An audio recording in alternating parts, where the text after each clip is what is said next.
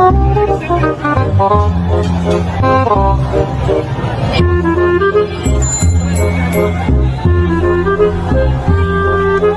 दोस्तों, ये रहे बांग्लादेश की क्रांतिकारी स्टूडेंट जिन्होंने प्रधानमंत्री शेख हसीना के बांग्लादेश छोड़ते ही पूरा प्रधानमंत्री आवास को लूट लिया। टेबल कुर्सी से लेकर एसी, टेबल फैन, बेसिंग, यहाँ तक कि मछली और बकरी तक को नहीं छोड़ा।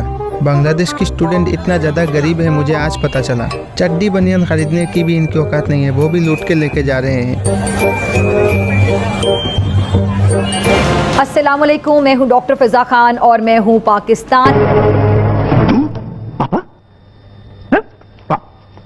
हो तो तुम इस खेत की फसल हो, फिर तो बिल्कुल ठीक है। जब गोडाउन में ही गड़बड़ है तो शोरूम तो ऐसा ही निकलेगा ना। ठीक है। बांग्लादेश में सूरत हाल लम्हा बलम्हा तेजी से बदल रही है। मुखालिफिन को जेलों में डालने का हुक्म देने वाली हसीना वाजिद अब जिला वतन है। हसीना वाजिद के हुक्म पर जेल में कैद साबिक वजीर आजम खालिदा जिया रिहा हो चुकी हैं और पार्लिमान भी तहलील हो चुकी है। अरे तो फिजा खलीफा जी, भूखे नंगे पाकिस्तानियों को बिरयानी खिलाओ, ये तो खुशी का मौका है पाकिस्तानियों के लिए। 550 भिखारी पकड़े गए सऊदी अरब में, 450 पाकिस्तानी थे। इसी इलाके पे हमला कर ले, उसको काबू करे, फिर तो हम माने यार वाकई इंडिया ले गया। मतलब आप चाहते हैं कि एक और जंग हो जाए? मैं तो चाहता हूँ ऐसे होना चाहिए।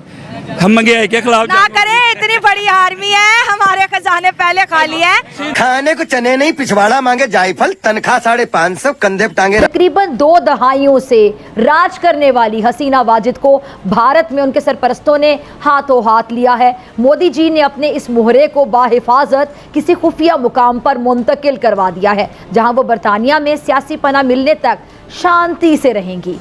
शेख हसीना वाजिद के बांग्लादेश से फरार होने के बाद बांग्लादेश के अंदर हिंदू कम्युनिटी को टारगेट किया जा रहा है। हिंदुओं के घरों के अंदर घुस के बच्चों पर तशद्दुद किया जा रहा है, खवातीन का रेप किया जा रहा है, हिंदू कम्युनिटी की दुकानों को लूटा जा रहा है, घरों को जलाया जा रहा है, 3 से ज़्यादा मंदिरों को डिमोलिश कर दिया गया है। इस वक्त बांग्लादेश के अंदर सिविल वॉर का जो है समा कायम हो चुका है। जिन बंगालियों को शेख हसीना वाजिद से मसला था वो तो बांग्लादेश छोड़कर फरार हो गई, फिर वहाँ पे हिंदू कम्युनिटी को टारगेट क्यों किया जा रहा है? के नशे में अपनी औकात भूल जाते हैं। 2 दहाइयों से हसीना वाजिद और उनकी जमात अवामी लीग का जबर ज्यादती सहते सहते जब बंगालियों के गुस्से का लावा निकला तो अवामी लीग का इक़्तिदार ही नहीं, अकड़ और गुरूर की सब निशानियां बहा कर ले गया। एक आम पाकिस्तानी का इस तमाम वाक़े के ऊपर क्या राय है? पहले नंबर पे तो हमारी पाकिस्तानी जो आर्मी है ना, ये किसी के साथ गलत करती ही नहीं है। अभी मैं गाली नहीं दे सकता, गाली नहीं देना। अब फैमिली देखती है, वरना मैं ऐसे गाली दूं, ऐसे गाली दूं ना, जिंदगी भर याद रखें ये बड़े हुए। और पहल तो ये करती ही नहीं। अच्छा। अगर तो इंडिया इस बात पे एक्शन ले रहा है कि पाकिस्तान के ये तालिबान है जो ये हमला कर रहे हैं या इसमें पाकिस्तान मुलव्वस है, मीडिया ने क्लियर कहा है उनका ये अगर ये माइंड है तो ये बिल्कुल गलत है। माइनॉरिटीज़ पे बहुत ज़्यादा जुल्म किया जा रहा है और इन माइनॉरिटीज़ में एक तो हिंदूज पर बहुत जुल्म हो रहा है और दूसरा अहमदीस के घरों को भी जलाया जा रहा है। वहाँ पर ऐसे सीन्स भी देखने को मिले हैं, ऐसी वीडियोज़ और फुटेजेस सोशल मीडिया पे वायरल हो रही हैं जिसमें ये देखा जा सकता है कि जैसे पाकिस्तान के अंदर एक मॉब इकट्ठा होता है और वो लोगों को मारना शुरू कर देता है, तो इस तरह की हलाकतें बांग्लादेश के अंदर भी हो रही हैं जहाँ पर हजूम इकट्ठा होकर लोगों को मार रहा है। तो शेख हसीना वाजिद का तख्ता पलट के रख दिया। एक हद तक जो है उनसे पाकिस्तान की अवाम इम्प्रेस हो रही थी, उनको जो है वो सपोर्ट भी कर रही थी, लेकिन उसके बाद ये 2-3 दिन से जो हालात वहाँ हो गए और ख़ासकर कल से जो हिंदू कम्युनिटी को टारगेट किया जा रहा है, उनके घरों को जलाया जा रहा है, मंदिरों को डिमोलिश किया जा रहा है, ख़वातीन के रेप किए जा रहे हैं, क्या कहना चाहेंगे? हिंदू कम्युनिटी का क्या कसूर है? जी ये देखिए, ये तो रिटेलिएशन है। दरअसल हर जैसे एक कॉइन के 2 रुख होते हैं।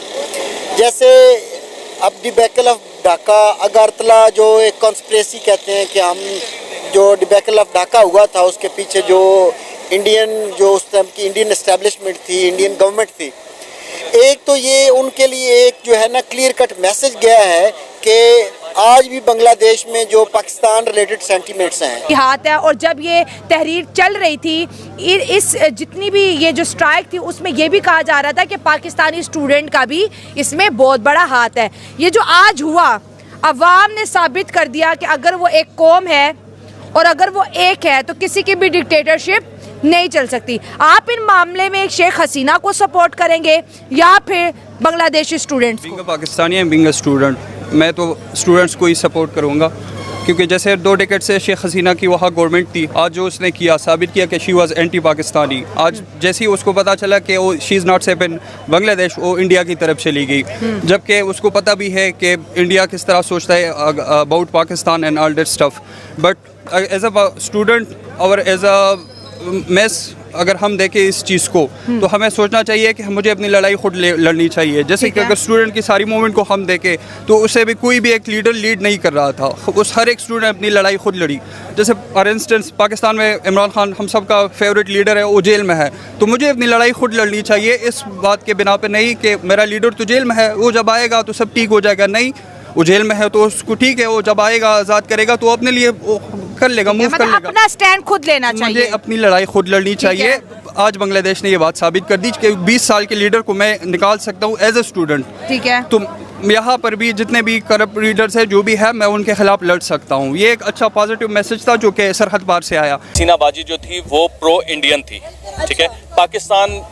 पाकिस्तान और बांग्लादेश के दरमियान में हालात ख़राब होने की एक बहुत बड़ी वजह जो थी बस हसीना वाजिद थी।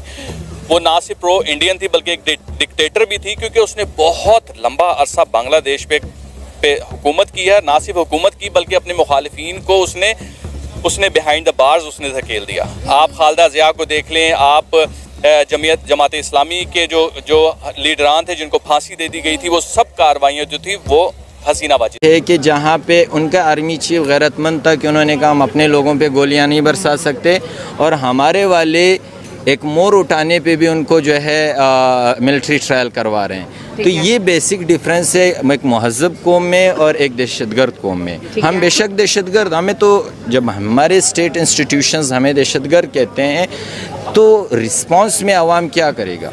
हमें इस हालात में इन्होंने धकेला है कि हम अपने राइट के लिए अगर बाहर निकलते हैं तो हमारे टाइम वेस्ट होता है कि हम कुछ कमा लें। हमारे जो महंगाई जिस उरूज पे है, रोटी का ना, बेरोजगारी का जो माहौल है, और अगर हम बांग्लादेश में जो कुछ हो रहा है उससे कोई खुश हो या ना हो, लेकिन एक मुल्क जो कि पाकिस्तान है वो और उसके सियासतदान बहुत ज़्यादा खुश हैं। एक तो यहाँ की यूथ बांग्लादेश की यूथ से बहुत ज़्यादा इंस्पायर हो गई है। दूसरा, पाकिस्तान के सियासतदानों की जानिब से ये कहा जा रहा है कि अब बांग्लादेश और पाकिस्तान की दोस्ती होने से कोई नहीं रोक सकता, क्योंकि शेख हसीना वाजिद की बात करें तो उन्हें हमेशा इंडिया की सपोर्ट रही है जब तक वो इक़्तिदार में रही हैं, जिसकी वजह से शायद पाकिस्तान और बांग्लादेश के ताल्लुकात ठीक नहीं हो पाए। तो क्या लगता है कि पाकिस्तान का खुशियाँ मनाना बनता है बांग्लादेश में जो कुछ हुआ? देखिए, सबसे पहली बात तो यह है कि खुशी मनानी है या नहीं मनानी, ये बात की बात है। सबसे पहली बात तो यह है कि उनकी यूथ उनके खिलाफ खड़ी हुई है कि उनको जो उनका जो नस्ल दर नस्ल एक इक़्तिदार चला आ रहा था उसको तोड़ने के लिए सबसे पहली बात है कि यूथ खड़ी हुई है और वो यूनाइटेड हुए हैं।